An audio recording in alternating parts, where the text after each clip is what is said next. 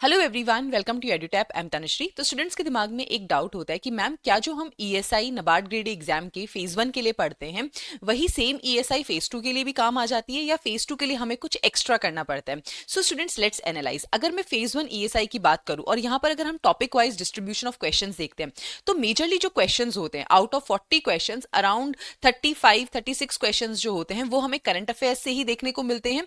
1 to 5 question जो है वो हमें ईएसआई के स्टैटिक पार्ट से देखने को मिलते हैं। तो फेज 1 के अंदर आपका जो मेजर फोकस होता है वो करंट अफेयर्स के ऊपर होता है। अब आती है बात फेज 2 की। फेज 2 के अंदर हमें जो ईएसआई देखने को मिलती है वो ऑब्जेक्टिव फॉर्म में भी देखने को मिलती है और डिस्क्रिप्टिव फॉर्म में देखने को मिलती है। अगेन अगर मैं बात करूं ऑब्जेक्टिव फॉर्म की तो यहां पर फिर से हमारा करंट अफेयर्स ही डोमिनेट करता है। तो जो फेज 2 का ऑब्जेक्टिव पार्ट है वहां पर आपकी सेम फेज 1 वाली जो तैयारी है वो काम आ जाएगी।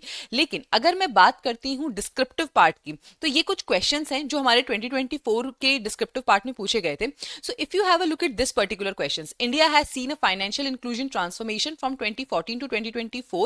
What are the key government initiatives and the outcomes of these efforts? Similarly, अगर आप second question को देखते हैं, what is the institutional rural credit framework in India and what measures have been taken by the government to improve the rural credit access? Third question अगर आप देखते हैं, what are the objectives and aims of the PM Vishwakarma and स्वामित्व scheme? अब apart from this third question जो कि आपकी again phase 1 में जो आपने preparation करी होगी, schemes को जो आपने प्रिपेयर किया होगा उससे आंसर हो जाएगा। लेकिन अगर मैं बात करूं ये वाले जो हमारे दो क्वेश्चंस हैं यहां पर केवल आपके करंट अफेयर्स की नॉलेज इनफ नहीं होगी एक गुड आंसर लिखने के लिए, एक 15 मार्कर आंसर लिखने के लिए, बिकॉज यहां पर आपको स्टैटिक की नॉलेज भी चाहिए होगी कि इंस्टीट्यूशनल रूरल क्रेडिट फ्रेमवर्क है क्या, गवर्नमेंट ने क्या मेजर्स लिए हैं और उनके क्या रिजल्ट्स निकल कर आए। सिमिलरली फाइनेंशियल इंक्लूजन क्या है, गवर्नमेंट ने क्या इनिशिएटिव्स लिए हैं या उनके आउटकम्स क्या निकल कर आए हैं। तो इस पूरे डिस्कशन से हमें एक बात समझ में आती है कि जो भी आप फेज 1 के लिए ईएसआई को प्रिपेयर करोगे along with the current affairs तो यहां पर आपको एक एनालिटिकल पर्सपेक्टिव जो है वो यहां पर जरूर इंक्लूड करना पड़ेगा, जरूर इनकॉर्पोरेट करना पड़ेगा।